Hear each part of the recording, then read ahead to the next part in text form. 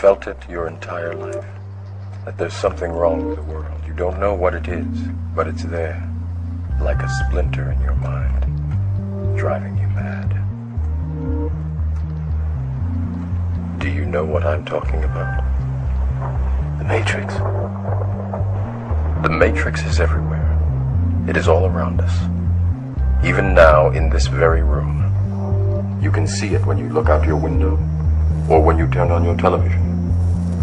You can feel it when you go to work, when you go to church, when you pay your taxes.